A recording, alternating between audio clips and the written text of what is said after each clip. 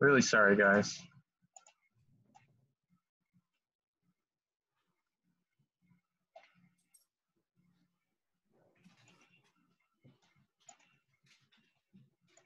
Page manage.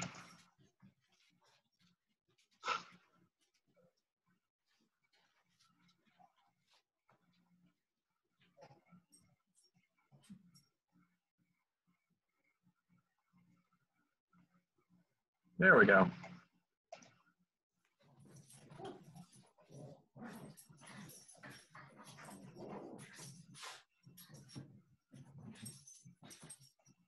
Go live, here we go.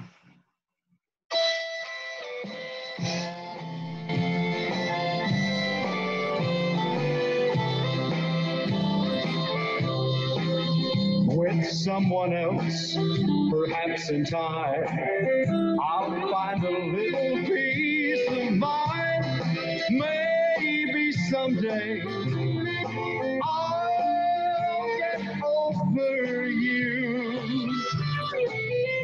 And if in time I hear your name, it may be hard to bear the pain, but I'll go to a stranger before I'll come to you. For a stranger might show a little sympathy, and that's so much more than you have ever done for me. Good evening, everybody, and welcome to Bay City Players as we present another original work, but this time we have a Texas playwright.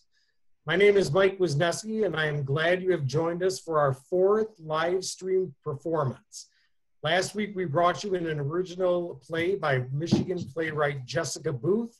Tonight, we are thrilled to present an original comedy, Gargoyles and Scarecrow Sins by Rick Hamby from Big Spring, Texas. Bay City Players is excited to participate in the Make Art virtual campaign started by our friends at Midland Center for the Arts. We would also like to thank our season sponsors, Chemical Bank, Independent Bank, Landau Packaging Systems, Skorupski Family Funeral Home and Cremation Services, Wildfire Credit Union, and Michigan Sugar. Our doors may be closed right now, but we are dedicated to our mission of providing high-quality theatrical experiences for the entertainment, education, and enrichment of the community. The show must go on, but virtually. As you well know, these are difficult times for everyone, people, organizations, and businesses. So if you're seeing this live stream, if you're seeing these live streaming events and would like to support our efforts, please consider making a donation to Bay City Players. You may donate by visiting www.baycityplayers.org. Click the donate button.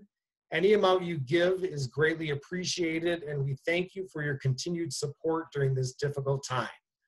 At this time, I'm going to hand it over to True Rogers, who has a note from our playwright. True? Thank you, Mike. From the author.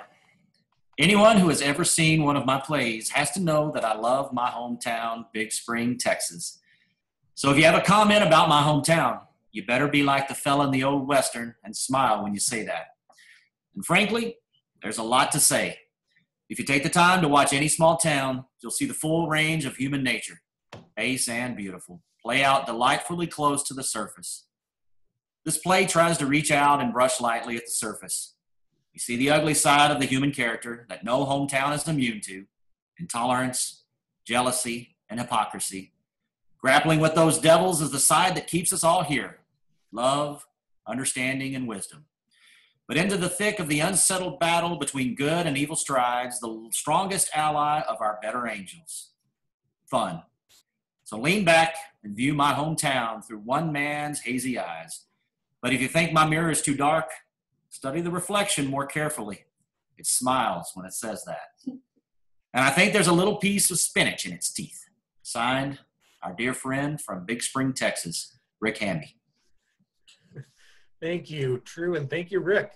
So during these unprecedented times, we are grateful to use this platform to connect with each other.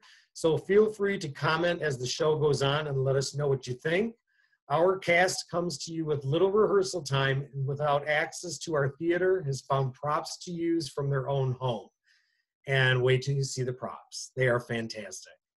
If you're interested in participating in future programs, please send us a message on our Facebook page or message me on Facebook, MJ Wisniewski, and we will add you to our list. We are always looking for new talent. Also, stay tuned for our next performance. More about that at the end of the show. Now, I would like to introduce our wonderful cast to you. When I call your name, give a wave to the audience and let them know your character's name and where you're from. Todd Little. I'm playing Tanner, the funeral director, and I hail from Bay City, Michigan. Adam Gardner-Northrop. Howdy, I'm playing Pickle, and I'm from Midland, Michigan. Marci Rogers. I am coming at you from Midland, Michigan, and I'm playing Lou Jean Baker.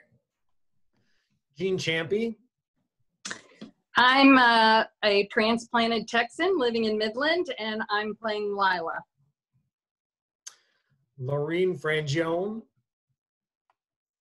Hi, I'm playing Ruline Whatley, and I'm from Midland, Michigan. Jessica McFarland. I'm playing Desdemona Fletcher, and I'm from Bay City, Michigan. True Rogers. Hello, everybody. I'm coming to you from Midland, Michigan, but I'm originally from Big Spring, Texas, and I'm playing the part of Kenny. Billy Anderson. Hi, I'm playing Lil Davy, and I'm from Grand Rapids by way of Midland. Andy Harrington. I'm Andy Harrington from Midland, playing the role of J. Thurman Fant, attorney at law. I also will be the male swing. If any of our guys have any technical problems, I will swoop in and read for them until they have no more technical issues. So we have one swing, that is Andy Harrington. Our other swing is the one and only Sarah Smith. That's me! I live in Midland. I'm going to read the female swing parts if those arise, and I will read Mamie. So as Andy did say, in the event one of our actors experiences technical difficulty, they will step in to keep the performance seamless.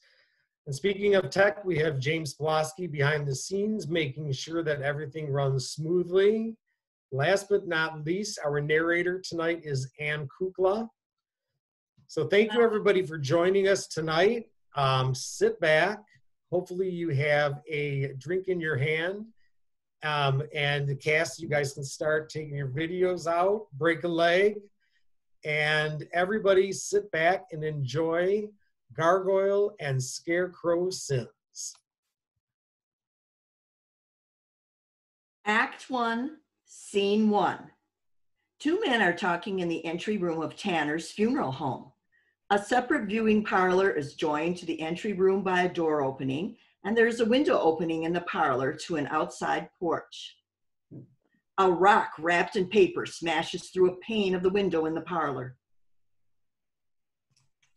Not again! Well, that's the third one this week. I see you, you yahoo! Well, what's this one say? No peace for the wicked. You want me to call Red Man's Glass Repair? I think that was Russell Redman who threw it. Well, she's prepaid. We'll have to crank it into the price of the next funeral. Remind me. Pickle, you are a treasure.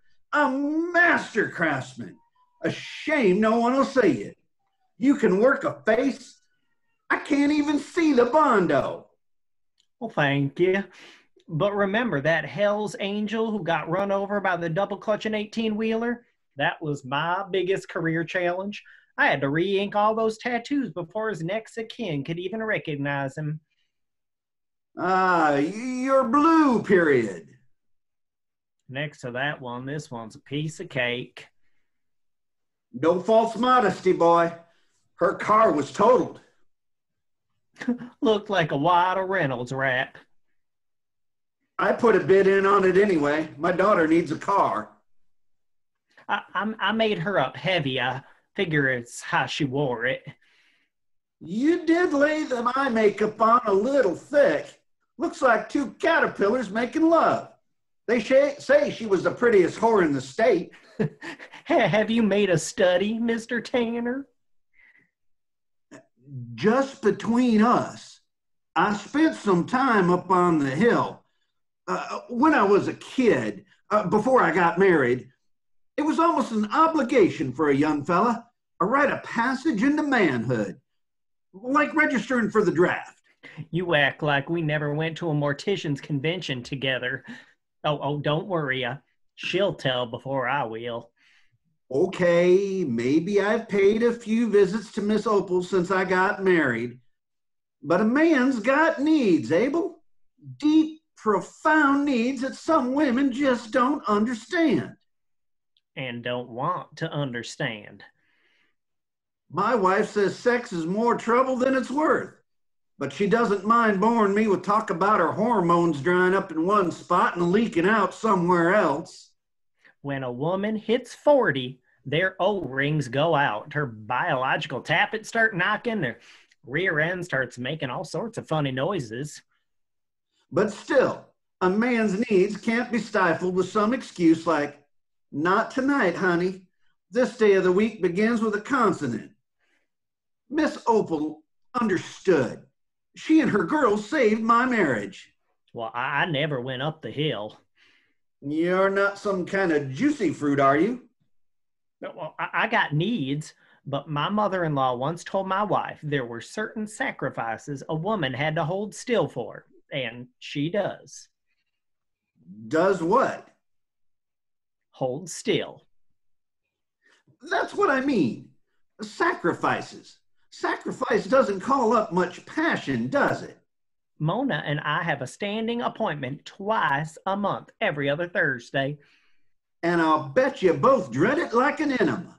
With Miss Opal, you felt special, important. You'd carry that feeling for days after a visit. The screen door in the entry room slams. A woman enters. Mrs. Baker, Mr. Tanner. I'm Lou Jean Baker. Of course. You're here to view Mr. Scarborough. He is couchant in our newly decorated sunset parlor. Oh, I love what you've done in that room. I was here last week for Dude Lockhart's funeral. Who was your decorator? My daughter dabbles. I love the Indians on the wall and the coffin beers. Dust ruffle is done in a companion fabric with the loincloths. Not everyone notices that subtlety. And did you see the prairie dogs? Oh, lifelike down to the tiniest whisker. Oh, but Mr. Tanner, it's Miss Opal. Opal Blanchard, I'm here to see. You're kidding. I think you'll be real pleased. She is recumbent in what will soon become our last roundup parlor. Oh, I can't wait for you to turn that clever daughter of yours loose with a paintbrush in here. Somebody's actually come to see her. You suppose she's one of Miss Opal's gals? Are you crazy? Miss Opal's girls were all brand new $50 girls. That one would owe you $1.50 change out of a $2 bill. But it's obvious she ain't in my wife's Sunday school class. Or a member of Miss Whatley's building committee. Why is that gaggle of old harpies trying to stop Miss Opal's from being buried in the cemetery? Because she was a whore, I guess. I heard the whole bunch was with the county judge until late last night. He's running for re-election. Well, if the county won't let us bury her, what do we do with her? I don't know. Maybe keep her around as a sort of a demo. They've scared every preacher in town. Who will do her funeral? God'll provide.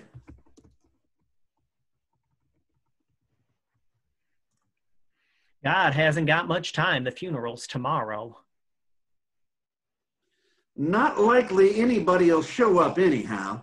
Better go down to the employment agency in the morning and get some pallbearers. We can get by with 4. She doesn't weigh much. With both parlors loaded, I guess you'll want me to stay open all night. Might be a dilatory mourner stumbled by late for Mr. Scarborough. Take a nap on the couch in my office. Want me to bring you a Dixie dog and a Coca-Cola? Nah, I'll get a pizza delivered. Look, it's nearly 6. Looks like another hot night.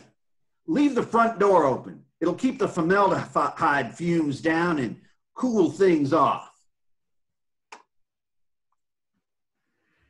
Wouldn't do to have Miss Opal's mascara run. The screen door squeaks open and Lyla Lawson enters. Well, forgive me, Miss Lawson. I didn't hear you come in. I may have to go and change my pantyhose. Well, we carry an assortment.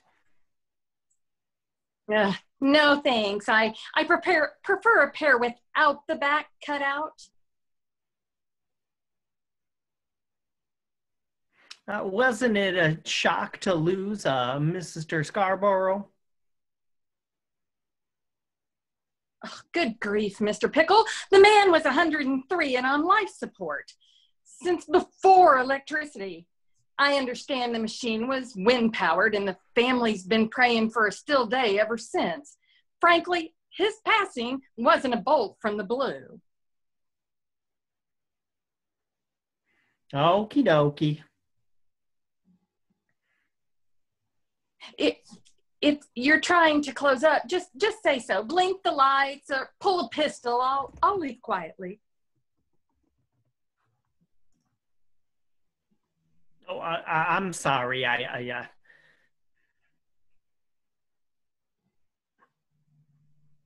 It's your hands, Pickle. It makes my skin crawl to think where they've been. I'd rather suck on the plumbing in the best of in a bus station restroom. I thought you've had viewed the remains of Mr. Scarborough, you'd be leaving.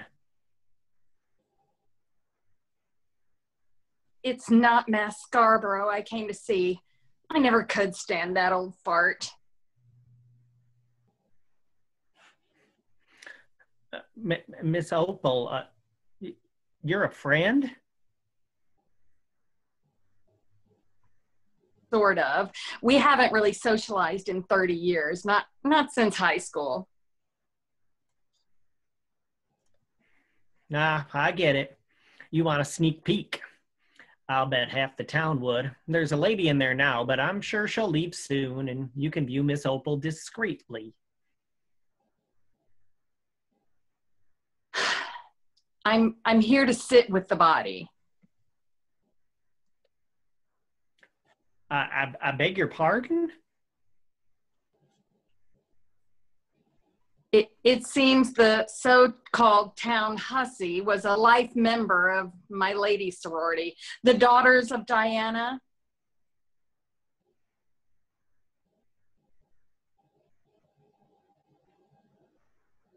Her? A daughter of Diana? Yeah. Yes, the grave is dug in the grove of Diana. My wife was blackballed because her great-grandfather was in the Union Army. For God's sake, Pickle, Opal was only a whore, not a Yankee. But she was inactive. That's not what I hear. Yeah. Inactive as a sister, not a hooker. Job-wise, she worked her tail off. She's got in as a legacy because her mother was a member right after high school, before she went into her line of work. She never made a meeting, and I doubt anyone in the local chapter even knew she belonged. Well, until now. She gets the whole daughter of Diana treatment? All the privileges of membership. I guess they'll cancel the quarterly newsletter, but she gets a $500 life insurance policy, a lovely scrolled certificate, and burial in the Grove of Diana, adjacent to the Woodsman of the World Esplanade. Not if the Mary Magdalene Sunday School class has its way. Or the building committee for that crazy church Ruline Whatley is heading up. What else does the sister get? Well, there's the nursing home in Athens, Georgia, where you are cared for in your old age if you don't have anyone else to do it. You know, like if you have, like all you have is grown children. And of course, there's the all-night vigil by Three Sisters, a Daughter of Diana. Afraid so. Only had one volunteer, so that shrew, Ruline Whatley, picked me.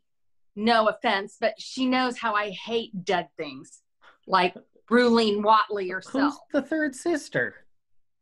That's the worst of it. It's Ruline Whatley. Well, if you need anything, just whistle. Mrs. Lawson? Oh, God.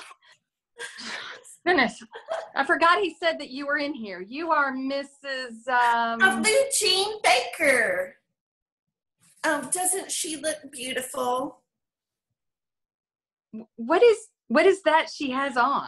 An awfully pretty square dance dress. Can't get a good seal on the lid with all those petticoats. Well, I know they say it all the time, but she does look real natural. Of course she does. She's on her back. How long have you been here? Oh, not long. I was the first to sign her little book. Nobody's been in since I got here. Oh, there's 20 or 30 names in here after yours. How can that? Good gosh, Matt Scarborough's name is on here. He's laid out in the next room. Well, I wrote in his name.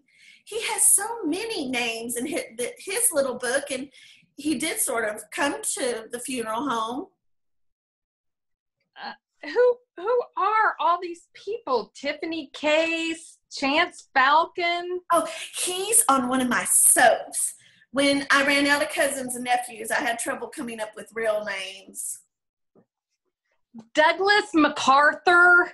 I shall return in 16 letters. The Dion quintuplets? Well, that's 5 people right there. I mean, it just made me cry to think probably nobody will come see her. So I put some names down. If you don't look real close, it looks like she's had a lot of company. I thought it might make her feel better, I guess. When I looked at her empty book, I thought of high school. High school? Yeah, you remember getting your yearbook? If I strain real hard? Well, I remember you always had everybody wanting you to sign their book. We went to high school together? Yes, we were in the same graduation class. Oh, well, I was. I'm sorry.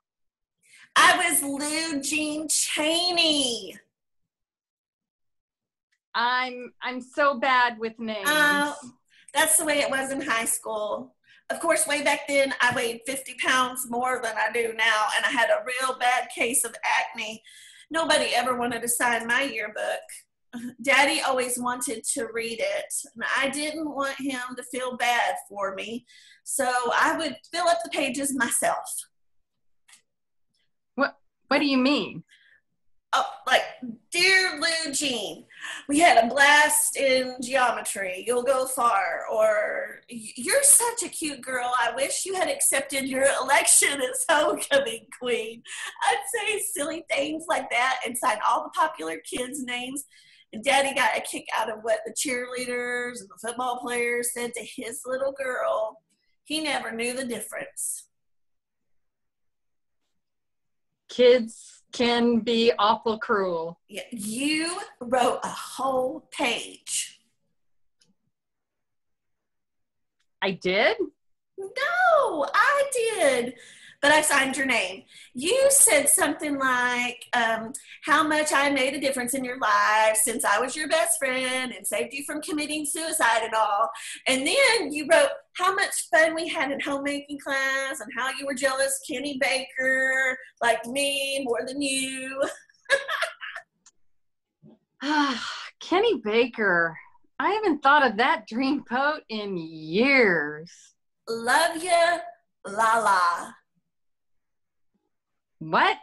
Oh, Lala? That's how you signed it. Everybody said, love ya. Oh, Miss Opal really did sign my yearbook. Stay just as sweet as you are and you'll find happiness in your life. A real nice thought. Then she signed it, Opes.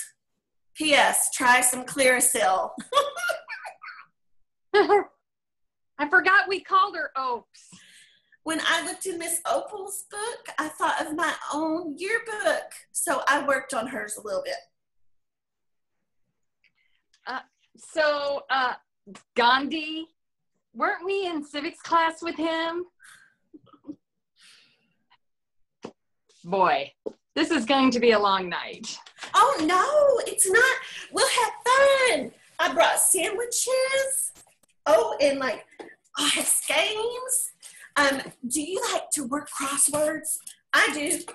And my husband thinks it's real funny. I know Charles Lamb's pen name is Lyla, or the Latin name for Ireland in 8 letters is Hibernia. But I get lost on the way to the grocery store. We only have 2 in town. Oh, I get lost inside the grocery store. Oh, we can play cards or Yahtzee. You didn't bring Twister? When more we'll have enough for bridge. Ruline Whatley appears in the door of the room. Well, I never could get the hang of bridge, but I know the 13 letters for a viaduct in Venice is the Bridge of Sighs. I never thought I'd be glad to see you, Ruline.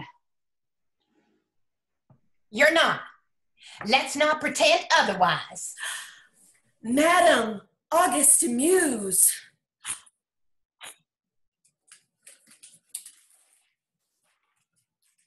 Do we know you? Oh, I'm Lou Jean Baker, Myrmidon 3rd class, Madam Auguste Muse. Ah, yes, Myrmidon Lou Jean. I feel like I'm at the Queen's Tea Party. This is a solemn occasion of the Imperatorial Order of the Daughters of Diana. The formalities should be upheld at all times, Nymph Lawson. Don't call me that, Ruline. And what's with this we business? You got a plastic surgeon in your pantyhose? You don't take the privilege. You just don't take the privilege of membership in the IODD seriously, Nymph Lawson. You think that I'm sitting up all night with the corpse of the town whore because I love the smell of embalming fluid? We're 3, make that 4 women who went to high school together. I think the royal we is a little out of place. All right. If it will keep you quiet, you may call us Mrs. Whatley. We went to high school with her. Dear Lou Jean, you knocked him dead at the sock hop. Your feet were a blur. Love you, Ruly Adams. P.S. Keep being just as sweet as you are. What the hell is she talking about? You don't remember Lucine? She was elected homecoming queen one year, but refused to accept it. Her family was real democratic-minded and hated titles. Saved me from committing suicide once. I never knew you tried suicide. Yeah, it was when you got a poodle skirt just like mine. Kenny Baker was crazy about her. She was my best friend. I worshipped her. I was your best friend. Gracious. Your memory is shot. I read in Reader's Digest or one of those medical magazines that every time you get a facelift, thousands of the brain cells that do the remembering are squeezed to death. Do I look like a fool? Mm-hmm. With vertical crow's feet. No, really. Thousands of cells that hold the picture of your past are slaughtered. Something to do with scalp pressure. Well, that doesn't apply to me. Plastic surgeons all over the world call it a Ruline when somebody gets everything redone. They've clipped enough sagging skin off your body to make a whole nother bitch. You are vile and jealous, Lyla Swanson. I just take good care of what God gave me. Mm-hmm. Has your plastic surgeon got that big of an ego? You see those, honey? You could carve a duck decoy out of them. I will ignore that. So, that wonderful Kenny Baker had a crush on you in high school? Maybe I do remember. Were we cheerleaders together? Oh, not really, Mrs. Whatley. I was kind of a nerd. Do call me Ruline. Funny. I haven't seen you much. Did you recently move back to town? Oh, no. What does that husband of yours do? Oh, he works in the oil field. Oh, then perhaps... You know, Ruline, the oil field, like your husband is in the new car field, like Opal was in the recreational field. Oh, that's good. Well, that's very good. I hope you will excuse me for a moment. I need to run to the little girl's room to freshen up. Oh, you don't suppose they put cute names on the restroom doors here like some places do, you know? Like at the airport where the restroom says aviator and aviatrix. If there's one that says stiffs, I'd lay odds that's the men's room. I should have brought something to read. Oh, I had a flyer for that new car wash. You can look at that. Oh, I guess it's lost.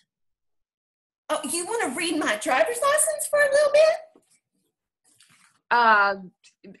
It sounds riveting, but you know, I have one of my own I haven't finished yet. Then I think I'll engross myself in some gasoline credit cards. You know, my husband loves cereal boxes. Sometimes he will get to reading one and I have to be careful he's not late for work. I love a man who reads. You'd be surprised what you can learn off a cereal box. 10 letters for a B2 complex ingredient. Ruline returns from the restroom. I give up, but Ruline? What are you talking about? Riboflavin. I was going to say that. What? We were talking literature here, Ruline. I know what you mean. I settled in with a box of shredded wheat the other night. Could not put it down. An uncanny sense of plot. A real roller coaster of a cereal box. I laughed. I cried. I just... Are you going to make this a miserable experience for the rest of us? Like you love to do? This is not a place for jokes. Funeral backwards spells real fun. Well, almost. We are with the dead. Nobody in here is any deader than you are. I have as much sense of humor as anybody. Ruline walks over to the casket and reaches into Opal's face. Got your nose! She holds up a clenched fist as though she has Opal's nose. Pickle enters carrying flowers.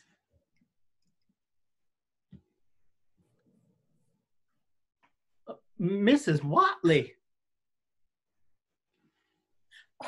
Oh, good evening, Mr. Pickle. I just wanted to place these flowers. Who's this from? Just a sentiment, no name.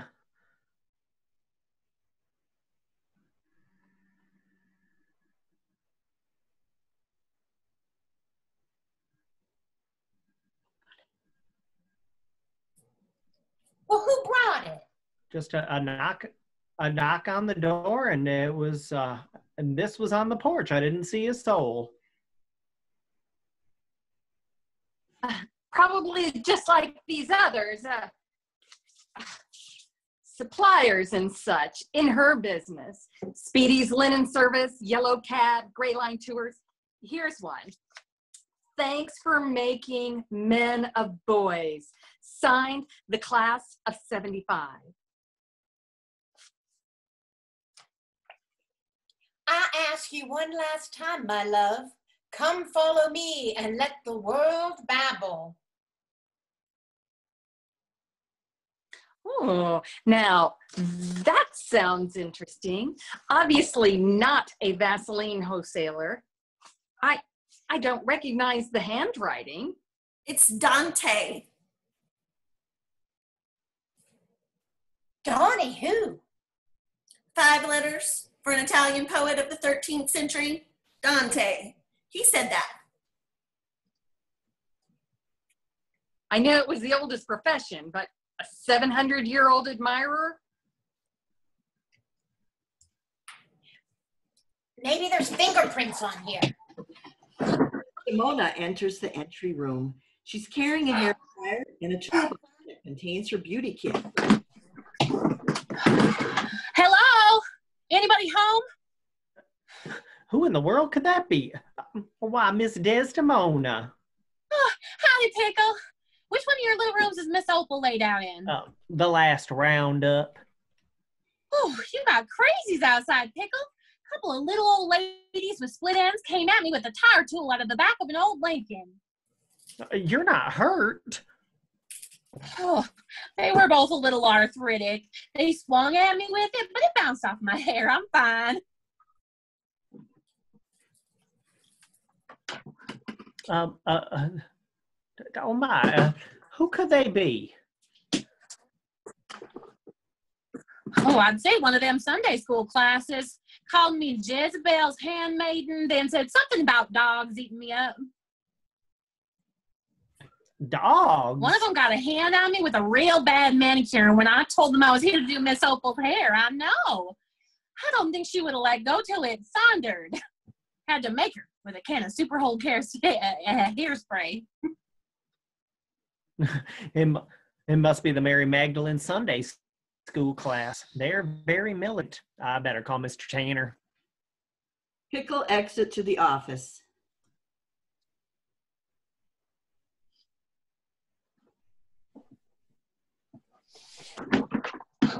Oh, howdy. I'm Desdemona Fletcher of Desdemona's Hair Composers. Yes?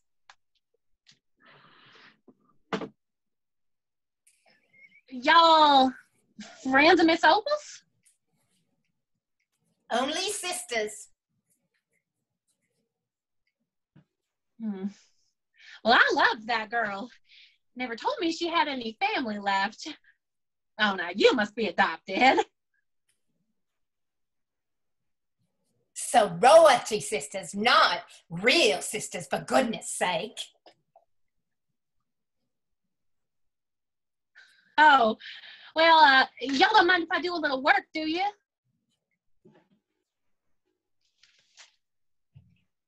You here to fix the air conditioner?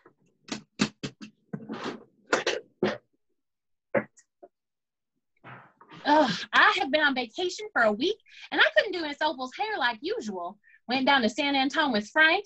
He's my common-law and his kids. Rolled the roller coaster and went back to the zoo. You think it's hot here? San Antone is hotter than the backseat of a Chevy at the drive-in. I wanted to jump right in with the polar bears. We took our kids once, and you know, the fish house was really cool. I sweated like a Duroc sow. Used up a full bottle of perfume by the time we got to Monkey Island. Oh, those monkeys are so nasty. They throw their monkey patties at you and do unmentionable things with their, you know, right in front of a lady.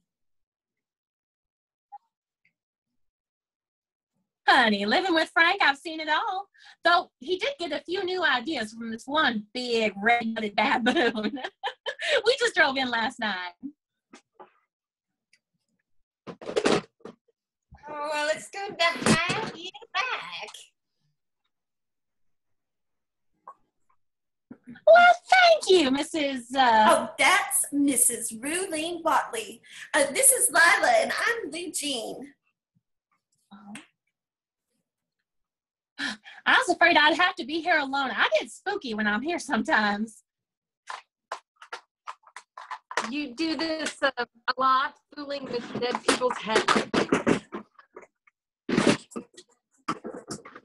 Seems like every time I leave town, one of my customers drops dead. Oh, honey. Do you look at her eye makeup? Looks like two caterpillars making love. Would you get me some water? Where do I go? Thunderbox down the hall, then to the right. Don't turn left or you'll end up in the embalming room. The what? The what? The embalming room. It looks like Jeffrey Dahmer's kitchen. Pickle will show you. Hey, Pickle, you off the phone yet? Pickle enters. Show her the potty room like a doll. Pickle leaves Thanks, sweetie. office. Look out, honey. Anyway, I bet they made a killing here. What with all the old people in this town? Somebody new is always dead when I get back from a trip. I know what you mean. Sometimes I miss funerals because I was out of town and didn't know they died. They need one of them signs, like at the movies, that tells you what's showing. Put it out in front, it lights up at night, so people coming in from a trip can look and see who's dead. Now appearing, Miss Opal. Oh, and if you know somebody who's real sick, they could put up, coming soon, so-and-so. Lyla returns with a bowl of water. Oh, excuse me. Don't you think they need a marquee out front saying who's dead would be nice? And here's the bowl. And getting out of the car is such a pain. Maybe they could have a drive-in window. That's it. Drive around to a window where the casket kind of tilts up. See your dead aunt from the comfort of your own car. Oh, I love it. A bank drawer could slide out so you could sign the register. Well, it'll never happen because this town is in the dark ages.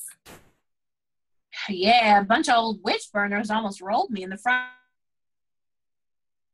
yard of this place because I spent my building committee. I see your Sunday school class got tired of bake sales. If you ever went to church, you'd know what's right. I go every time the 17-year locusts swarm.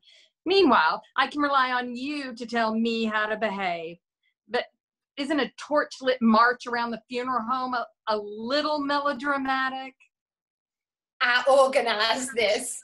That's right, ladies. One more time around the building. I want that whole community to know where they should stand in this matter of putting dead sinners next to good Christians for an eternity. What time is the book burning? They look like angry villagers in a Frankenstein movie. We are angry. The mayor is giving a speech tonight, and tomorrow, little Davy Robbins will be here. The TV evangelist? How did you rate him? My husband's family donates thousands of dollars to little Davy Robbins. He'll do it what I say or else. Little Davy Robbins? I read about him coming to town to kick off the fundraiser for your shrine, but I thought he wouldn't be here till Monday. When he found out about this, he decided he would come early. Oh, I saw him heal a man of constipation once in Odessa. You know, I've seen him on TV make cripples get up and run around the block and blind people write out a check. Mm-hmm. But what did a healed constipated man do? Well, he didn't do anything. We just had to take his word that he was regular. But he had a real peaceful look on his face.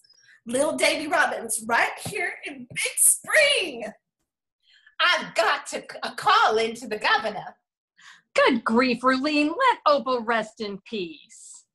Not in my cemetery. How can you sit here with her and then head up this crucifixion? You don't get it, do you? I must not.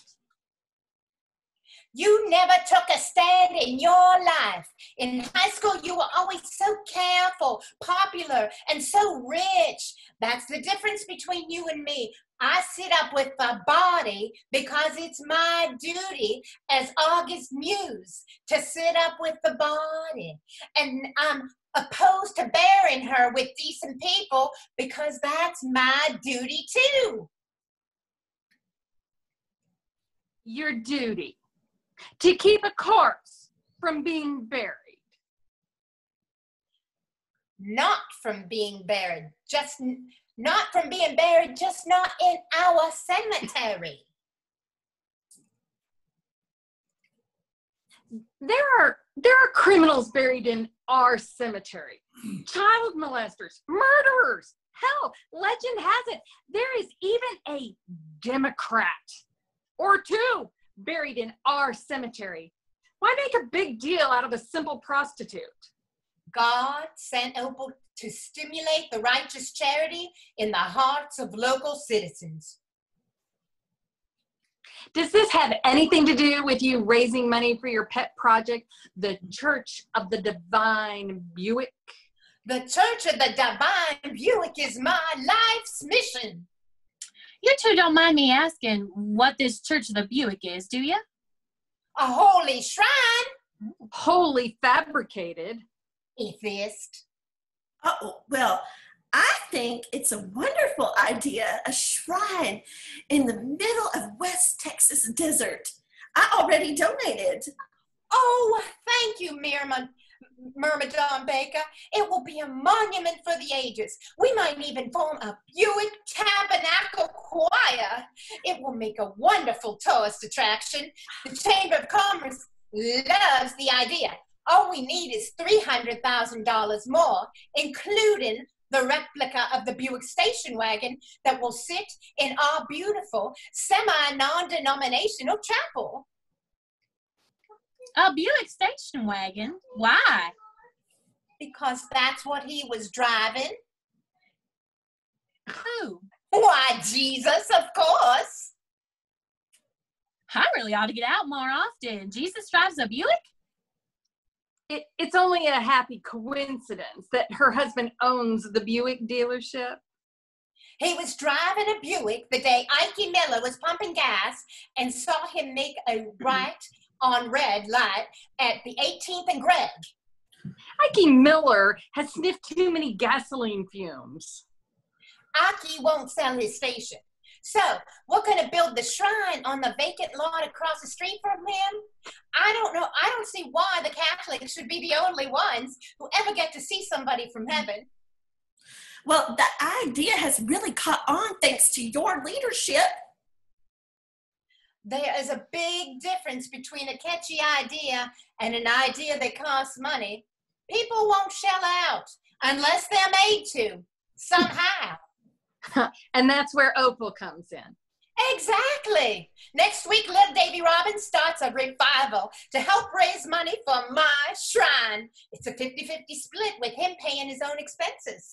Oh, he's very successful. He should make a lot of money for the shrine. Ordinarily, yes, but last week, his gimmick quit. His gimmick? All these traveling evangelists have a gimmick.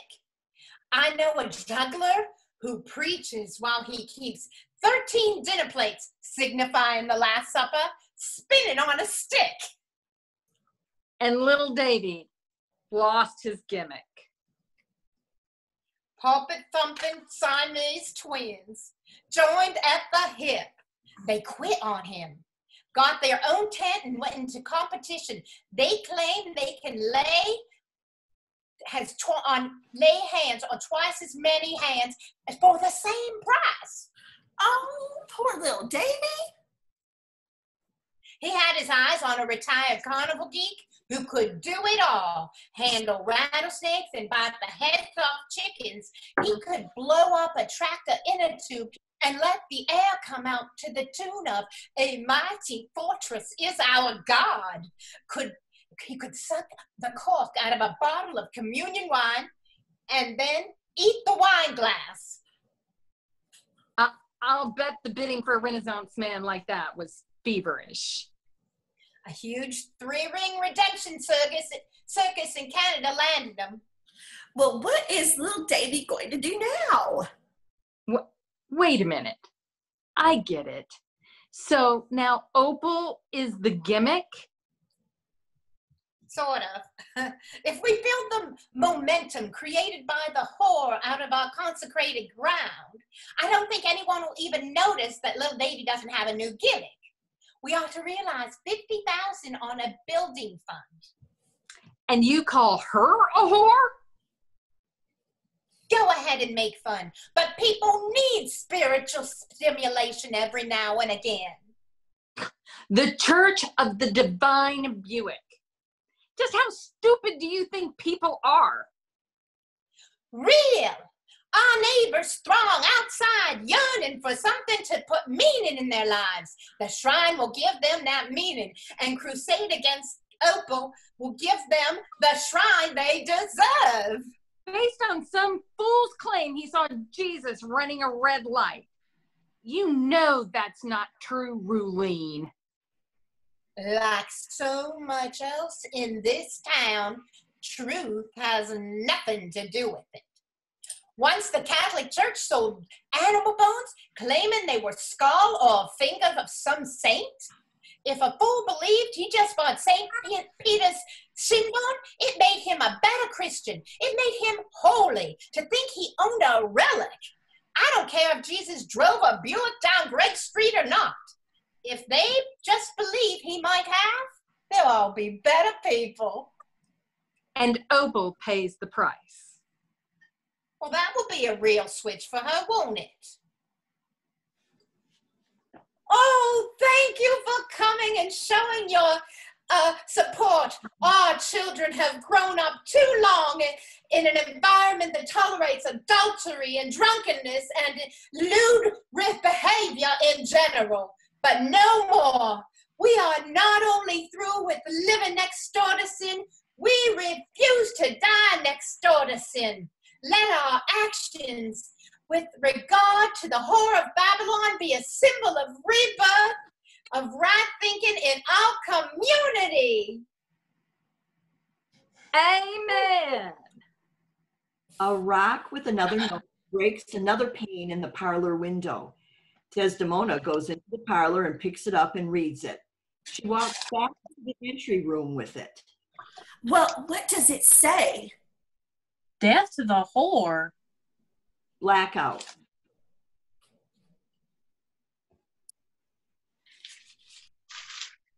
Act 1, Scene 2. It's 3 hours later. Ruline is outside with the crowd. Desdemona is running a hairdryer on the head of the deceased, humming happily.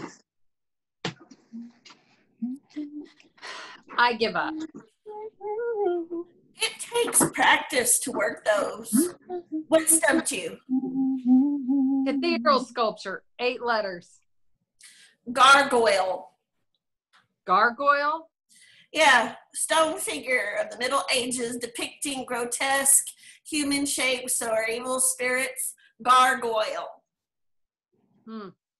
Is everybody in town going to make a speech? Well, why is there so many hard feelings for Miss Opal? Gravity. Gravity? Frank, my common law, he says gravity pulls at our glands. He says the only thing the human animal really enjoys is sex and fighting. Most of us are afraid of sex, so we fight. Gravity pulled that mob with rocks and torches here? That's what Frank says. Of course, I can't explain it like he can, especially when he's had a six-pack. But he says the whole universe is nothing but force and power. Explosions and orbits and such. And the human animal is just a little puny fraidy cat who can't even hardly control his bladder. The moon and the oceans and all make us want to stir things up, like every time Neptune makes a circle. We're overdue. We emptied out the courthouse the last time this sickness was upon us. Frank says the reason God made politicians is so we could always have an anger fix when we need one. So between gravity tugging at us and Ruline's religious finagling, Opal is just in the wrong place at the wrong time. It's either Miss Opal or the mayor.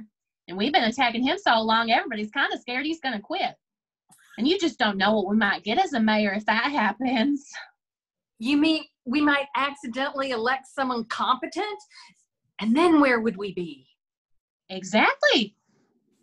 Old Frank is a deep thinker. Top of his class in welding school. Sometimes I'm afraid I'm holding him back.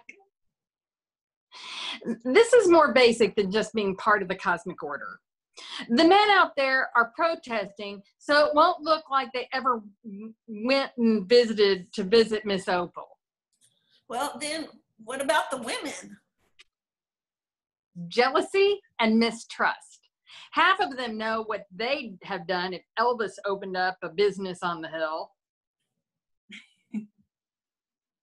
Wasn't that wonderful? Let's all thank Betty Fagan's School of Charm and Tact for 8 and 9-year-olds for the version of That's Why the Lady is a Tramp. And I understand that they will tap a rousing medley of all our best loved Tims at the rally to keep our cemetery clean tomorrow morning right here in front of the funeral home. And right after Tap Fest, we'll have none other than little Davy Robbins, the national famous TV evangelist and DEO of Sin Assassins, deliver an address to our concerned community. And time permitting, he might even do some of your favorite healings, just in case. Get those crippled and possessed family members to the rally. Is it over? For tonight, anyway. I think the kids are tapping Goodnight Ladies. Ruline entered. Feel better, Ruline? I feel great. Ruline, look at her. No matter what she's become, she's just a painted up shell now. And we need a place to stick her.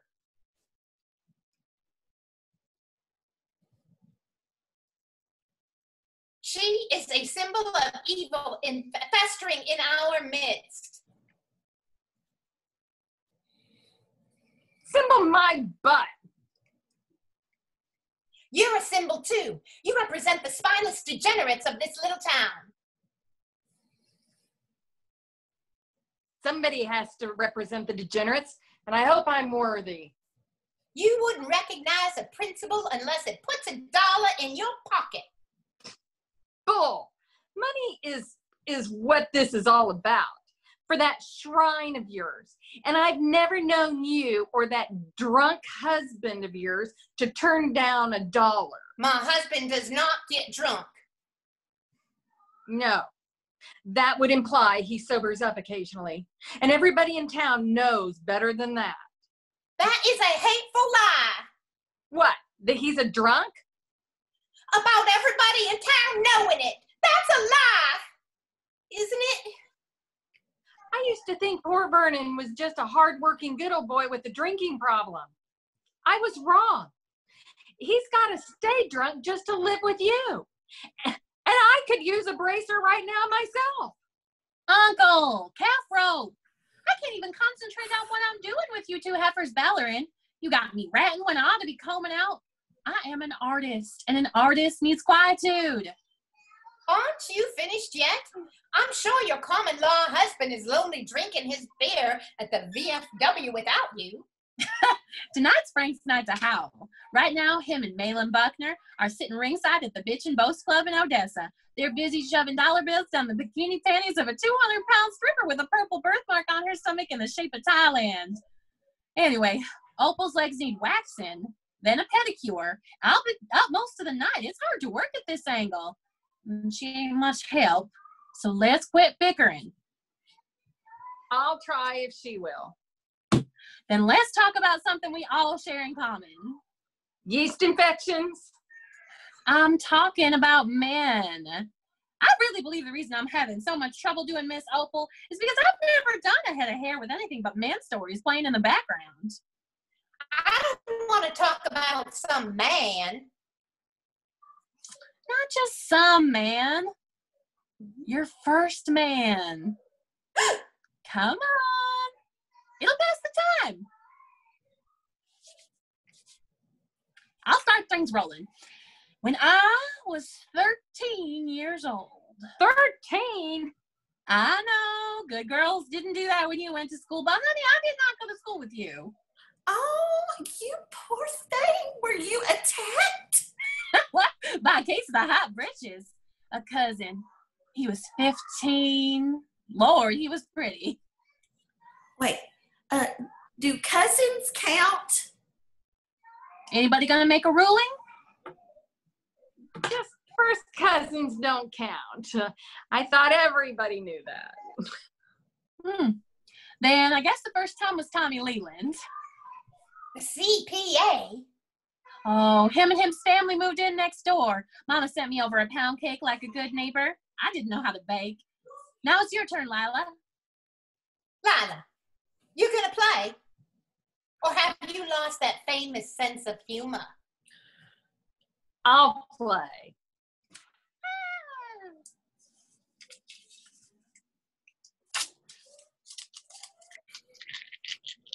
Was your husband the first? Oh, this is just such a silly game. What set you off? I thought you were the spirit of this thing. It's just vulgar. This is exactly what we used to do at our slumber parties. That was you and your rich girlfriends. I never participated in those unladylike discussions. Hell's bells, sister. You were the round table moderator, the Geraldo of teenage gossip. Kenny Baker enters. I'll not talk about things in this funeral home. Well, hi, honey. And in Nick's company. Don't I know you? Oh, yes, ma'am. I'm sorry to bother y'all. Hi, honey. I finished bowling, was going home. I thought you could do with some ice cream. It's your favorite granola prune surprise. I guess I should have bought a bigger size. No thanks. I'm regular. It's you, isn't it, Kenny? Howdy, Lyla. It is! Kenny Baker! Well, you haven't changed a bit. Miss Ruline. You said your last name was Baker, but I didn't put... Oh, me with Kenny? I know. Isn't he pretty? And he's not only pretty is, he's pretty does. I guess I'm the luckiest girl in the world. You know, this husband of yours and I went steady for 3 years. I remember Mrs. Lawson. We lost touch over the last 25 years. Well, I've just been working. Where? Oh, here in Big Spring. A town this small and I haven't seen you in 25 years? I work nights, except tonight's my night off. Well, it's been good to see all y'all. Opal, too. Oh, no, don't go, Kenny. We're playing a little game. Miss Lawson was about to tell us a story. Oh, no, I really got to get home. Oh, say, you're part of this. What I'm going to say is something I've been wanting to say to you for most of 25 years. Stay, honey. It's all right. Oh, good. Now we're all set. Let's dish the dirt. Well, my husband was not my first man. Who then? Oh, never mind. This is going far enough. Oh, put a cork in it. Go ahead, honey. Who then? Well, it wasn't Kenny. Well, I know Kenny and I don't have any secrets. Well, who then? Let's keep our momentum going. Our freshman year at Texas Tech, I wanted Kenny to be Joe College. He just wanted to be Bill Bob Big Spring. It was too much pressure, I guess. He broke up with me. At first, I thought that was what I wanted. Wasn't it? I went a little crazy. I wondered if I was ugly or getting fat or something. I set out to prove that there was nothing wrong with me. All I proved was that there was plenty wrong. I went through quite a few men. Now we're talking. I found out I had less character than a Hindu hog butcher. You were smart, a smart boy to get while the getting was good. But honey, who was the first? Another football player. I picked him because he looked a little like Kenny. Tim something. His daddy owned a cotton press in Throckmorton. You mean Tiny Tim from Throckmorton? That was the first. Ronnie Bledsoe. That was mine. Oh, it's okay. Kenny knows my first, and I know his. Ronnie Bledsoe. Yes. You know, his daddy went broke trying to make it as a notary public. What did you see in him? Well, he had a dimple in his chin, and I loved Kirk Douglas. But mainly it was his car. I wanted that car to take me away from my mama and daddy, and it did. I was pregnant the night we graduated. The backseat of that darn car, a Mercury. Oh, no. We got married. Daddy saw to that. I was finally away from my parents, living in a rented trailer house. I lost all that weight and my face cleared up, and I was Jane Wyatt and wanted Ronnie to be like Robert Young. What happened, honey? Did he start fooling around with Donna Reed? He was everything. My daddy wasn't. Daddy was short and fat. Ronnie was tall and thin. Daddy had less hair than a corn dog at the Dairy Queen. Ronnie had a thick black ducktail. And of course, Daddy had a job. Ronnie wouldn't hold down a job. Ronnie held down a bar stool. But Lord, he was fun. Oh, you're lucky. Frank, my common law, he makes that old man laid out in the other room look like a rodeo clown. My daddy never laughed. There wasn't a single thing about Ronnie that reminded me of my daddy. The truth is, I guess that's why I married him. I'd like to meet Ronnie. Well, sorry I can't introduce you. He had a rendezvous with destiny, and the baby and I were in his way. He left you? Somewhere in America tonight, there's a dirty little beer joint serving the last round to a small group of loyal patrons. And in the corner of that beer joint is a shuffleboard table. And passed out across the shuffleboard table is Ronnie Bledsoe, the greatest barroom athlete ever known. His destiny was to play shuffleboard.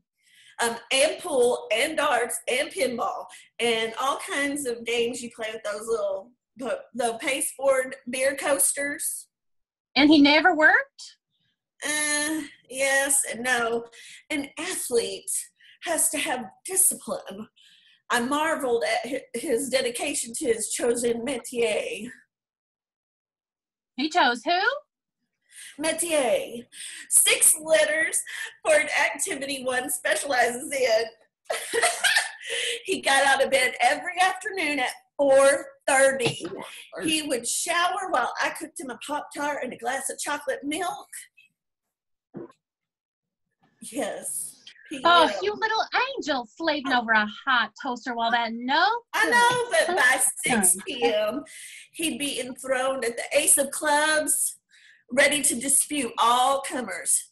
He was rookie of the year, but one day it happened. He went professional and took off.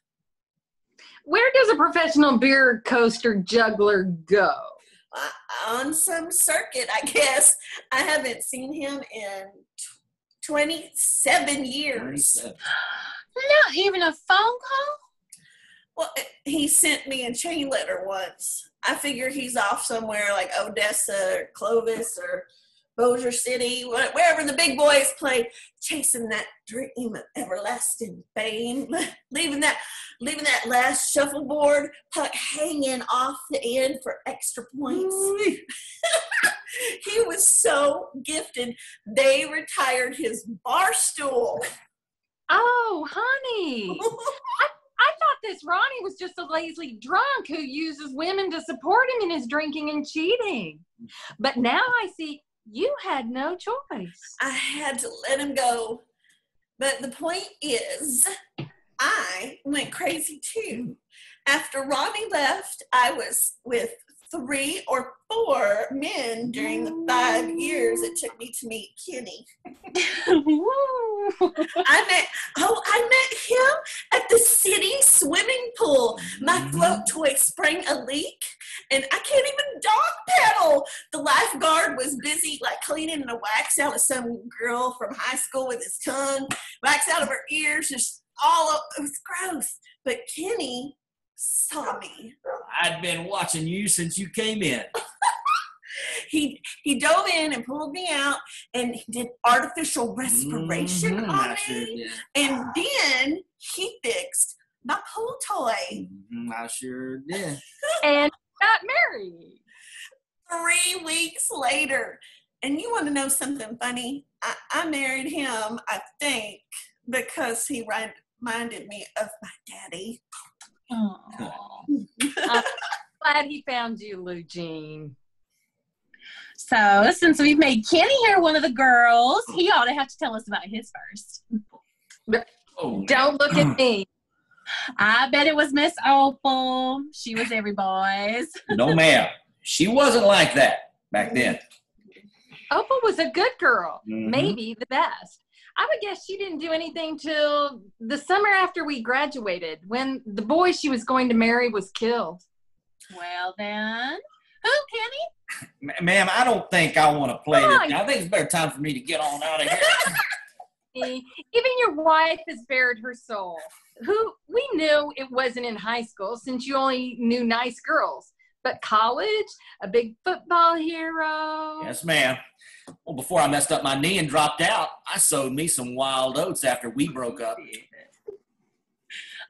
So who was the first? Oh, I really couldn't, ma'am. Not in this. Oh, no. Don't make him tell, please. Sure, you already know who it is. Well, suppose you tell Eugene. I won't. Wait a minute. There has to be some reason for all this. Kenny is too much of a gentleman to tell. But Eugene, you are not holding back out of respect for your husband. You're afraid to tell. Why? I'm not the one. I've already said that. We know it wasn't Opal. Why, you little minx, Desdemona. You and Kenny aren't first cousins, are you? Well, I've never met him before. Then if Opal wasn't the Ruline Whatley, you lying hypocrite! Blackout. Act 2, Scene 1. It's early the next morning. Ruline is gone. Eugene is asleep in the chair. Lily paces as Desdemona puts the finishing touches on Opal. Us finding out about Kenny sure upset Ruline. She's been gone most of the night. Good. She set a trap the night of the high school prom, and poor dumb Kenny stepped right into it. I was sick that day. Ruline came over to bring me some Rice Krispie bars. I told her I couldn't go, and Kenny wouldn't have a date. Well, she didn't either. She said Willard Turley had to break his date to go to a family reunion in Hico. So you suggested? I begged her to go to the dance with Kenny as a favor. She refused. Finally, I said I'd let her wear my brand new $100 formal. You had to bribe her? She negotiated like the head of the Teamsters Union. I threw in a bottle of My Sin perfume, and even then, you thought I'd ask her to donate one of her kidneys or take my jury duty. So she didn't want to go? It was an act. Old Brer Ruline Rabbit saying, "Oh, please don't throw me in that briar patch. Don't make me go to the dance with Kenny Baker." That next week in school, I wondered if something dirty hadn't happened. Kenny slinking around like a whipped dog, and Ruline like it was me who had done something to her. Opal said it was my imagination. A best friend wouldn't do that. Ha! But that was a long time ago. What time is it? Nearly 6. Say, that's a real nice watch Miss Opal's taking with her. She's in trouble if it's self-winding.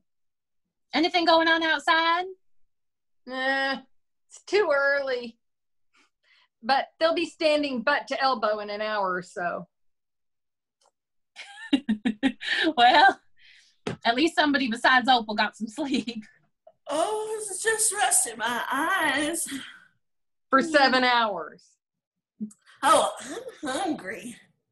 They ought to set out some donuts. I bet if there was another funeral home in town, they'd set out some donuts. You'd think they'd want to encourage the walk-in trade.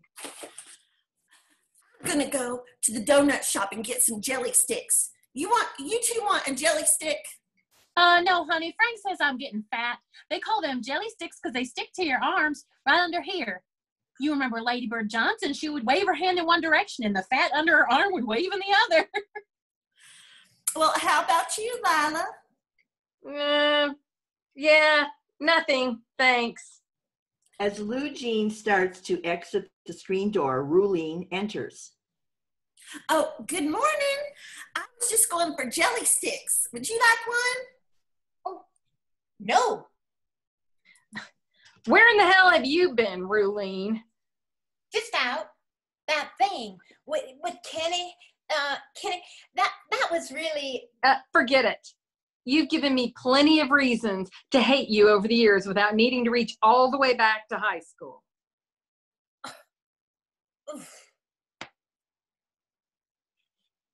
Oh, honey, your hair's a little messed up now. Oh. I went to the building site for my church. I transported myself to the future, and when it will be going, concerned, inspiring, and faithful. Mm-hmm. And the round trip has aged you. Oh, looky here, honey. Let's put some color on them pretty lips. Oh, there you go. That's so pretty. I love this color. It was Miss Opal's favorite. In the past, I went to Opal's house. You went up the hill? Oh, heavens, no. I went to her real house where she grew up. Where we would stay all night? Kind of like now. Only we liked each other then. We'd gossip and laugh, share our hopes and dreams, like the husbands we wanted. Remember, Ruline? I remember. Yeah, but Vernon wasn't your dream husband. Who did she want to marry? A rich doctor who was famous for curing pimples and who would take her to the White House every night for supper with the president. Well, you wanted to marry a great writer who cranked out all the bestsellers because you would be his inspiration. And you wanted him to sweep you up and take me off to Paris to live, where folks like Hemingway and Fitzgerald would write about me. Handsome playwrights would treasure my opinion, and poets would ask if I knew a word that rhymed with it. I'd do that. Dream about a man who'd carry me off somewhere. What was your man going to be like? Rich, I'll bet. Just nice. A beer truck driver, a Culligan man. Maybe somebody who'd think I was a person and not just a play toy or a punching bag. I just wanted a friend. With a new red pickup, if possible. Might as well have wished for Paul Newman for all the good it did. All of us can say that. Why, Ruline? Vernon may not be a famous doctor, but he's rich. He treats you like a queen. You drive a new car every year. He gets drunk. Does he beat you? He'd have to get off the couch to do that. All he does is mope around with a drink in his hand and want me to wash his feet and say, there, there. Did you ever ask him why he drinks? Here comes that crap that he drinks because he's married to me. Ha, ha. And just how close does your precious Clayton come to F. Scott Fitzgerald? He doesn't even know who F. Scott Fitzgerald is. He's never read a book, let alone written one. Clayton does his best. And fails in everything he's ever touched. What happened to that business where he specialized in turning people's dens to garages? Vernon may be drunk, but blown out of his mind, he's twice the businessman Clayton is. Oh, let's not compare whose reality landed farthest from their dream. You'll lose every time. Are you starting up again? Does anybody know what time it is? It's 5 minutes to 7. Yes. Lucy rushes in. Guess who I saw eating donuts? John the Baptist. Little Davy Robbins. Thank God, victory is near. Oh, he's a lot shorter than I remember. He was having a French cruller, and the mayor was eating a maple log, the kind without any jelly inside. I don't understand why they didn't notify me. Well, I heard them say they would come to the funeral home as soon as they tried the ones with the coconut on top.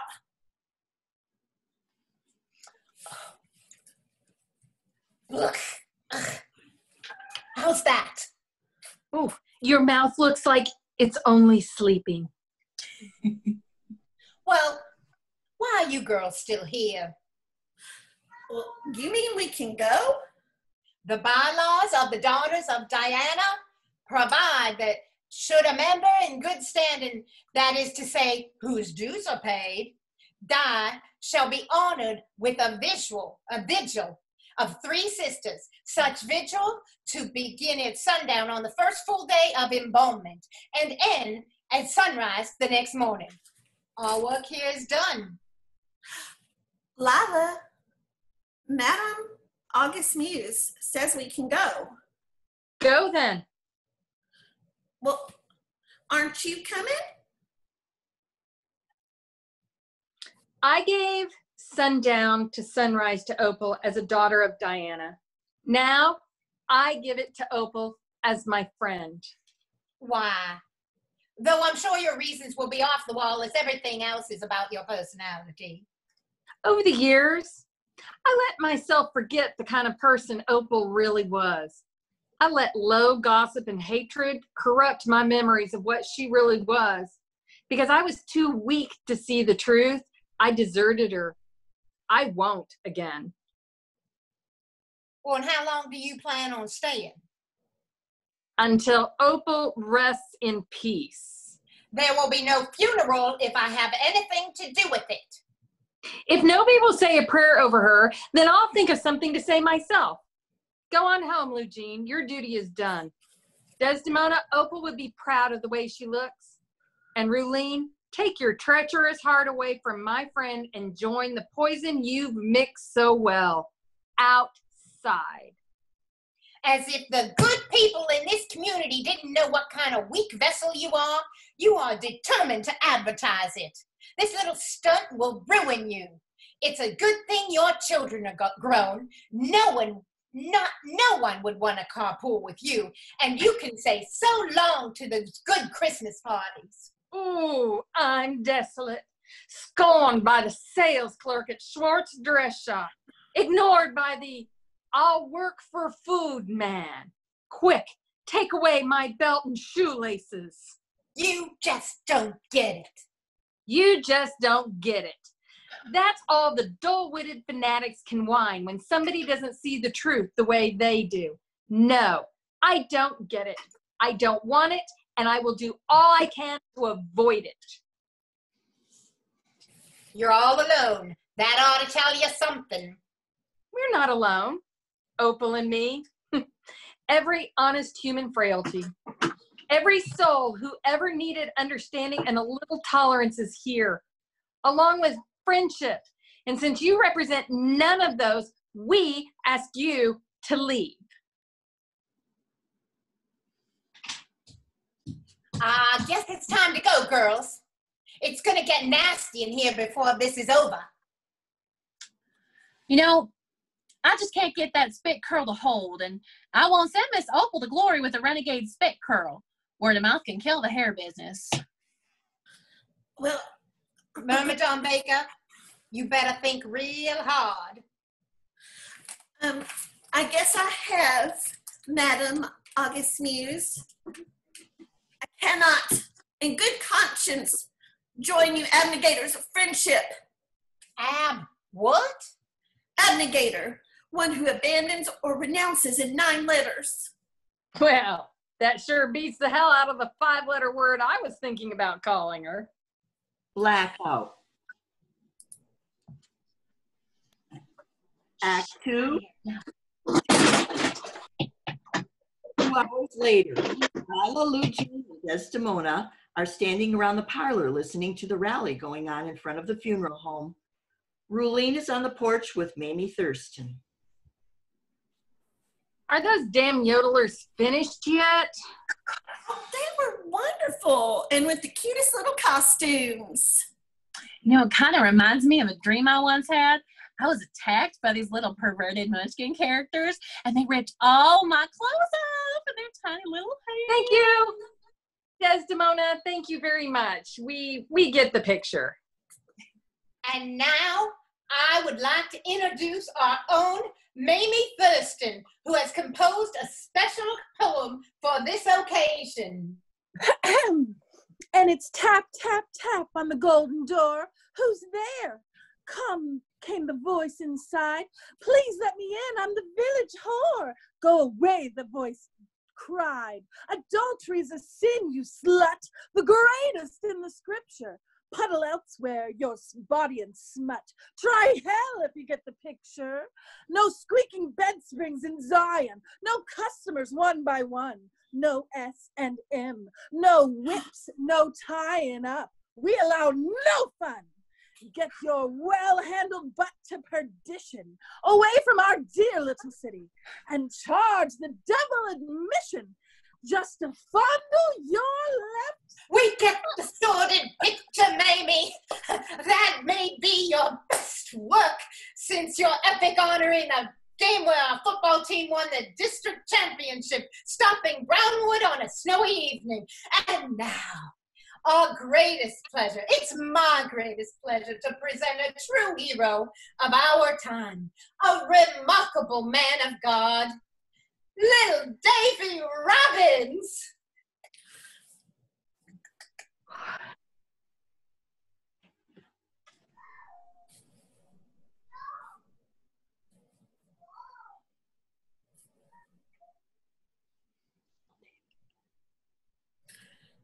Little Davy.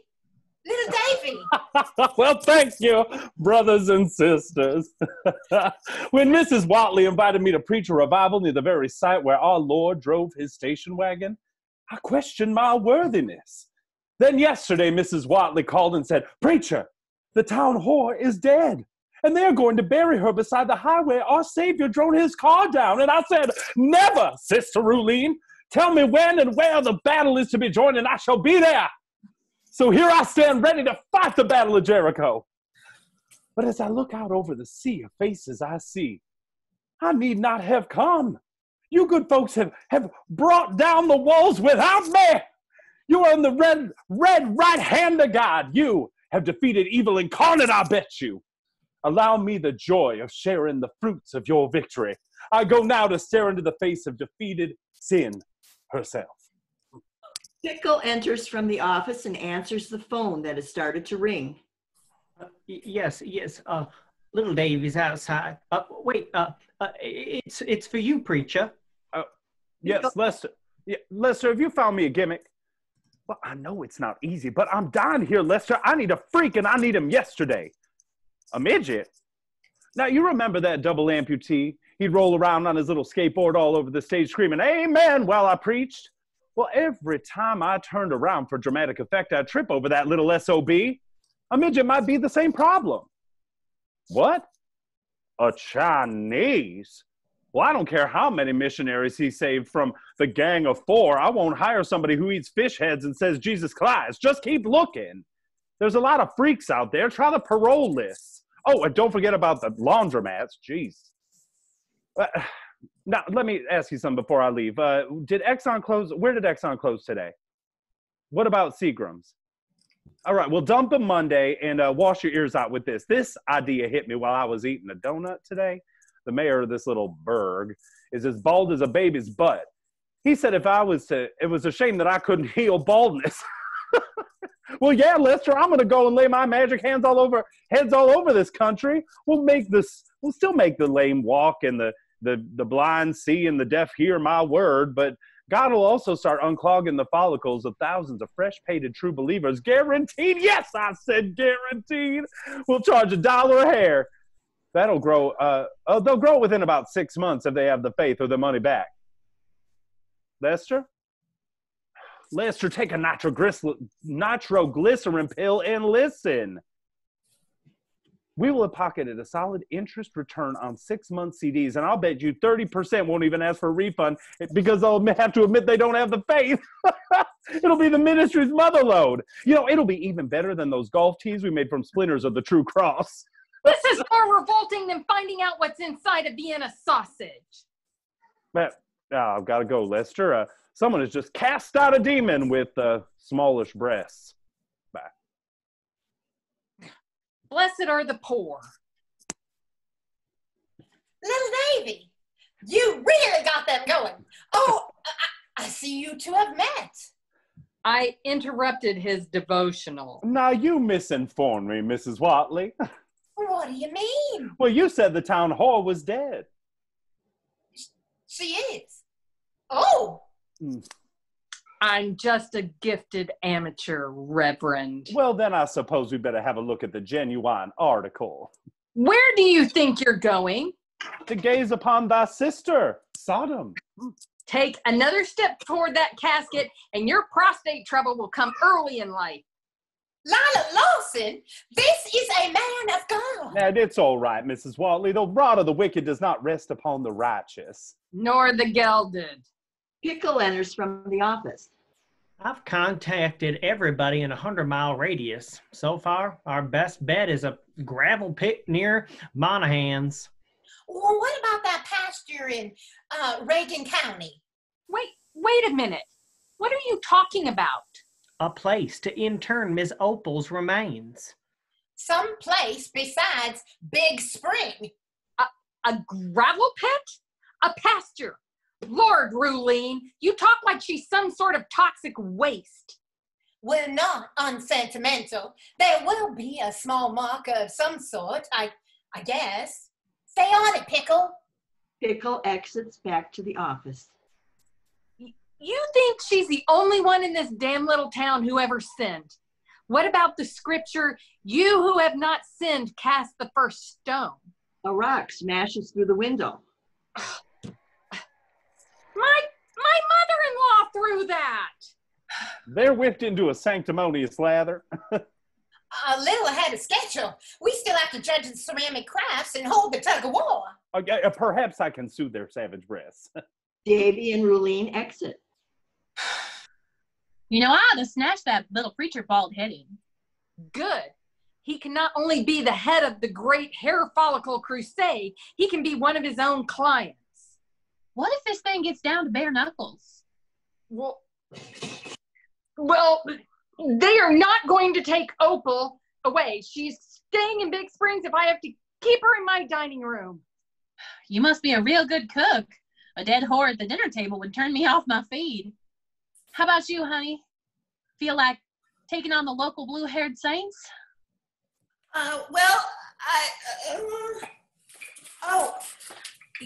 You really think it will come to violence with all those little old grandmothers? Libyan terrorists could learn tricks from those Sunday school biddies. Most of them are poor tippers too, but they don't think twice about writing a $1,000 check to the likes of that little Davy character. Stay low, Lyla. They may have a SWAT team. It's quiet out there. Almost too quiet. We sound like a cheap Western movie. I think they're leaving.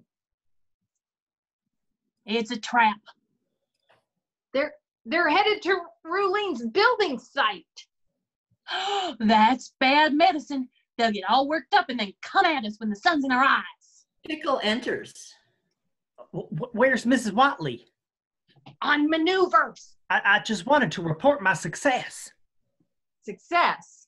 Colorado City has agreed to bury Miss Opal. After dark, they're sending a hearse over. No gravel pit? It took some doing, Miss Desdemona, but I managed to get her into a real cemetery. Mrs. Whatley. Oh, well, that's not so bad, is it? A real cemetery?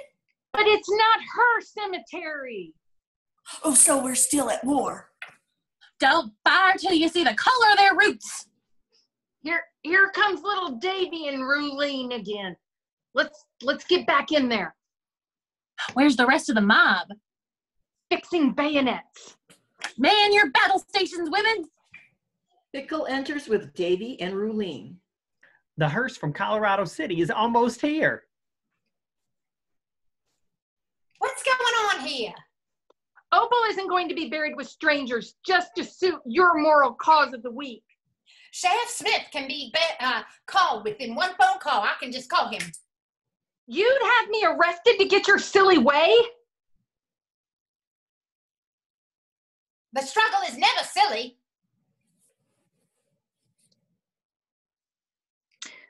I have never felt more strongly about an issue in my life.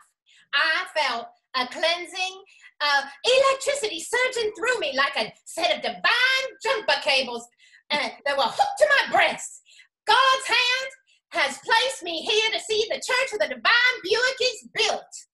You don't really believe that? Every bit. And you would hurt anyone who stood in your way. In a heartbeat. Take her then. You're right. Miss Opal would rather they bowl her into wallpaper glue than be the cause of any trouble.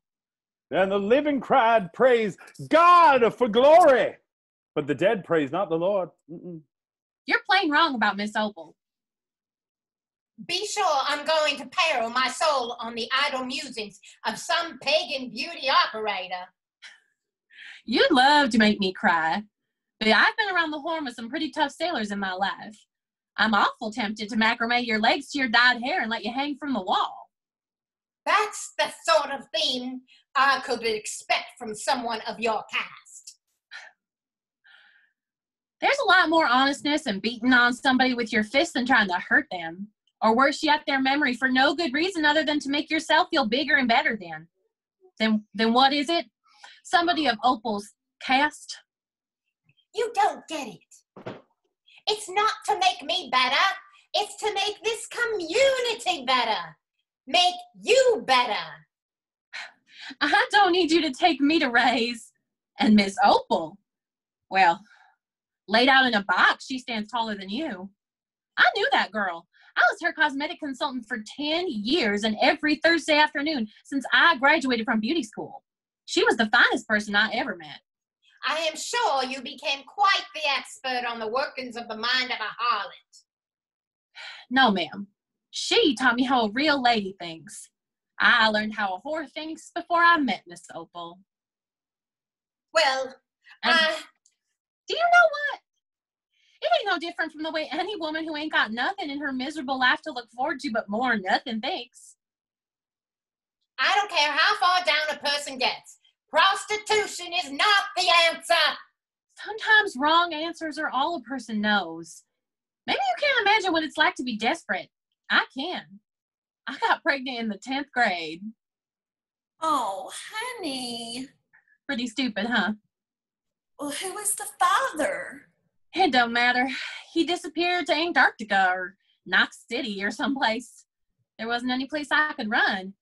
I was taught to take responsibility for my mistakes, but I wasn't expecting my daddy to die during childbirth. How's that? He got run over by an ambulance outside the delivery room door. Oh, you poor thing. I was left with a baby and a little brother and a mother nailed to a wheelchair and a D+ in typing. But even after I dropped out of high school, my body would still make the honor roll. So you became a prostitute. As I used to tell my customers, not so fast, honey. First, I tried clerking at the JCPenney's. At night, I did some car hopping. Even with 2 jobs, I couldn't pay for Mama's medicine, let alone food for the 4 of us. I have a niece who makes decent enough living as a waitress, tips and all. Oh, I could get by. Just. If I flirted with the slob who drove in for a schooner of beer, I'd get a 35-cent tip. And if I let him accidentally on purpose touch me, I might get 6 bits. But one day a fella in a Cadillac coupe pulled in and he gave me the best tip yet. $40 for a tumble in the back seat. Then you became a real prostitute? I did. Was it awful? I feel better about myself. I could quit my job, spend more time taking care of Mama and my baby, and make enough to where I even had a dab left over. It is ridiculous to say it's the same thing as when you were trying to earn a tip. You know, I'll go farther than that. It's the same as when you give in to your husband because you want something nice for Valentine's. Your husband's rich, Mrs. Whatley, but how much money did you have before you got married? Well, I had a little. Bull, Ruline. You had 6 dresses and 3 of them were mine. An autographed weenie dog and a case of chronic cramps.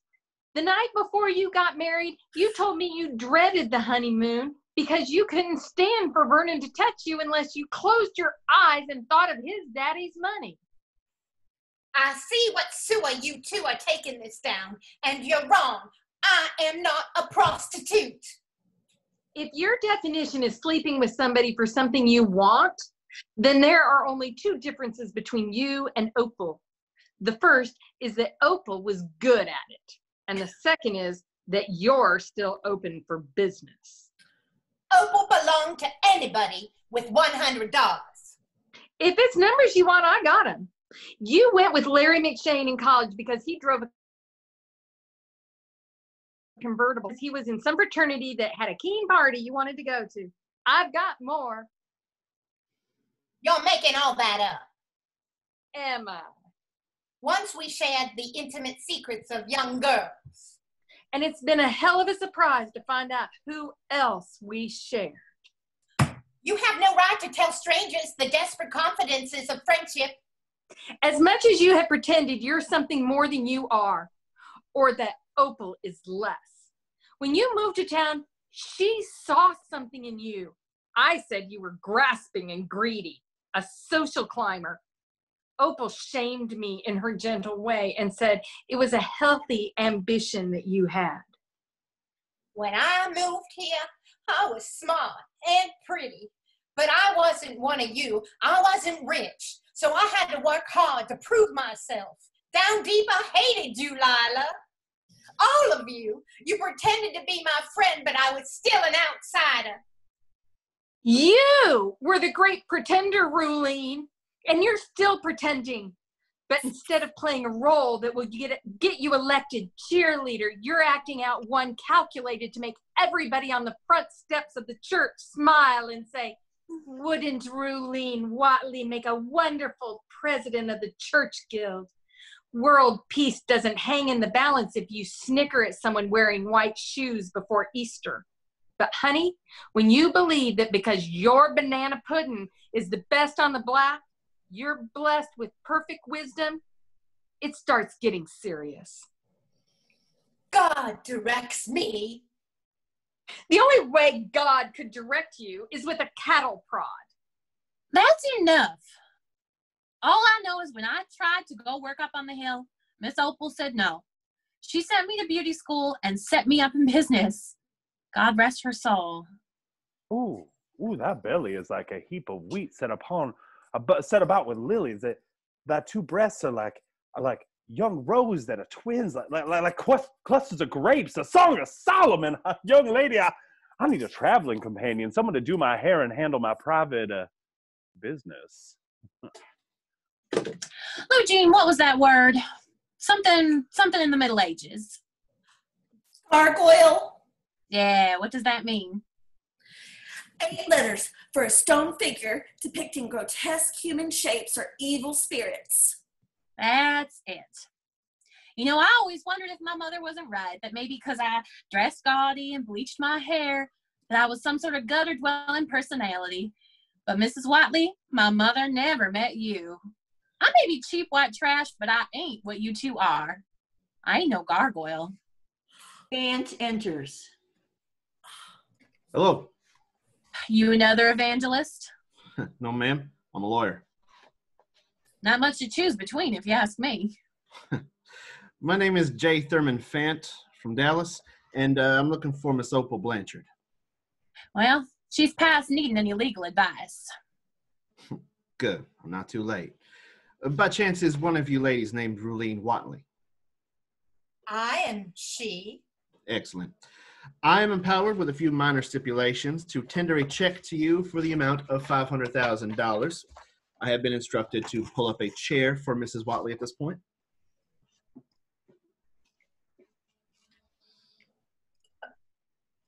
Did my lottery numbers come up? It's a gift in trust for the construction and maintenance of a facility currently known as the Church of the Divine Buick. Who would trust Ruline with $500,000? And by herself, I don't know, but in the company of a Mrs. Lyla Lawson, my client does. I'm Lyla Lawson. You are to be joint trustees, salaried trustees, I might add, for Mrs. Whatley's proposed shrine. Who is this client of yours? Why, Opal Blanchard, of course. I don't get it. My firm has represented Miss Opal for over 15 years. Aside from occasionally bonding her out of jail on minor morals charges, she has asked us to handle many delicate matters in the way of financial contributions. Opal had money? Well, Miss Opal was quite wealthy. Every now and again, a rich admirer would die and leave her a small fortune. And she was very successful in her own little business. I don't know how many people she sent to school to learn to drive the big rigs or how to succeed in motel management. 100 different causes benefited from her quiet support. The only requirement was that the need be by someone from her hometown and that no one be told where the money came from. Well, why come forward now? It's time this town knows about that sweet soul who dwelled among you. 2 months ago, she was working a Shriners convention in Dallas. During a slow period, she dropped by my office. She said she had a premonition of death. If it happened, she said she wanted a sizable contribution made to a certain project. This church idea of yours, Mrs. Whatley. This would do everything we need with plenty left over. And there is a portfolio of stocks and oil production which will continue to fund the project with certain stipulations. That's the second time you said that. What stipulations? Miss Opal can tell you better than I can. This is addressed to Mrs. Lawson. Will you read it aloud? Dear Lyla, if you are reading this, I must be dead. I asked Mr. Fant to bring this letter to the funeral home because I knew as a daughter of Diana, you and Ruline would be here. And knowing you two, only my death would bring you together. Ruline is here because she is an insufferable slave to duty, especially if she can perform it where other people can see her. And you're here because Ruline has made you sit up with the body. We three have taken different paths in life. One of us, the path of shame. Forgiveness and love are rare commodities in this world, but I love Ruline and I forgive her for the immoral road she has chosen. In the hope of saving her, I make a gift to the church she so desperately wants to establish. I have always been touched by the four Gospels.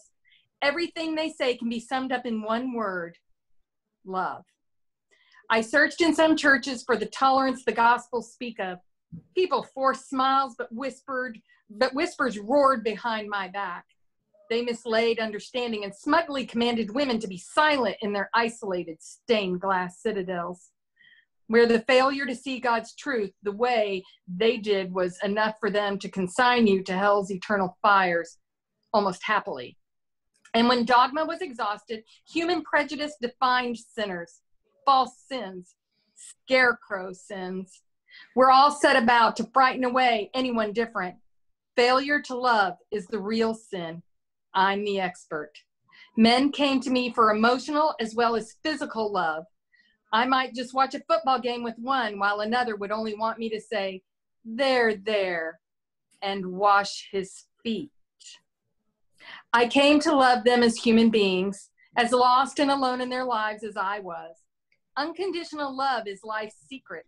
Let's teach it in a church of mutual regard, but not in something called the Church of the Divine Buick, or first or second this or that. Name it for love, like the Church of Can I Do Anything for You? Or the Church of I Understand You Now. I never looked at it that way. Lyla, don't let Ruline stray. A church where love and forgiveness are the real doctrine may save her. That's all we need and the least God wants for us. Love ya, Opes. Love and forgiveness. What a gimmick. Why didn't I think of that? I better call Lester. I've been blind, but now I see. Well, it's her money. I guess she can make the rules. The hearse from Colorado is here. A fine Christian like Opes can't be buried out of town. Especially if she's rich. Okay, you mean she can be buried in our cemetery? Cemetery? Hell! We're gonna put her in the new church. You do good work, Pickle, but we're going to get her really embalmed so she'll keep for eternity. Well, we'll get the guy who did Stalin, or better yet, whoever makes the plastic dessert samples they have at the Red Lobster. Then we'll put her in the back of the Buick for everybody to see. And instead of the eternal flame, you can have the eternal Red dome light. Ooh, she'll look stunning strapped in her seatbelt, motoring to glory. That's right. No Buick. We're burying her in the grove of Diana like she wanted. We're missing a bet. She would make and inspire an exhibit. From sinner to saint, from prostitute to proselyte. Shut up, Ruline, or I'll veto the whole thing. I can. Can't I, Mr. Fant? Absolutely. Then Opal will go to the grove of Diana. Pickle, get your hearse revved up. We don't need anybody else's help. That casket is heavy. Ruline, she ain't heavy. She's our sister. Eugene, go with Pickle and call Kenny. He's part of this. Tell him to get his pickup backed up to the front door. Let's wait for him outside because I want to see how Ruline explains all this to her stormtroopers. Oh, and be sure and show them the check. All exit except Davy. Now, don't you look at me that way. I didn't know you were the Opal this silly mess was all about. It's been almost 10 years since that little piano bar in Fort Worth. I'd just gotten kicked out of seminary, those bastards. My life was over. I was throwing down happy hour vodkas trying to find enough courage to end it. I just tried to slash my wrist with one of those little cocktail swords that come with a little orange slice when you walked up. You took my hand and led me to your hotel room. We talked. Okay, I talked, you listened.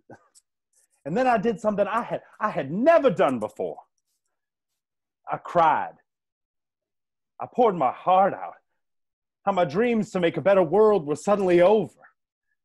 Then you said, we'll never stop dreaming, honey. God loves us all, but he loves a dreamer best. Well, a dreamer would have the world the way it ought to be by now. You held me tight through the blackest night of my life until the morning. And it's just like you not to say anything. But I know you're disappointed in me. I'm disappointed in me. But you know, some nights when the shouting's over, the newly saved are all gone home and the money's counted, I sit alone in the dark with a vodka and I remember. And I try to find just enough courage to dream again, just a little. Sweet dreams, Miss Opal. Curtain. The end.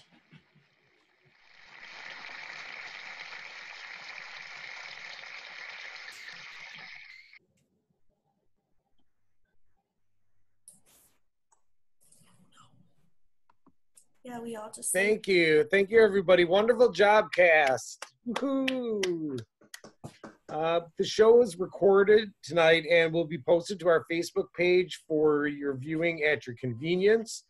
If you like this show and want to see more shows to come, feel free to make a donation at www.baycityplayers.org. Next week, we will have another original work for you by a Michigan playwright. The show is called Wall, a product of resourcefulness and efficiency in America's never-ending battle for absolute supremacy and general all-around kick-assedness, by J.R. Spalding Jr. from Escanaba. Thank you for watching, and see you next week.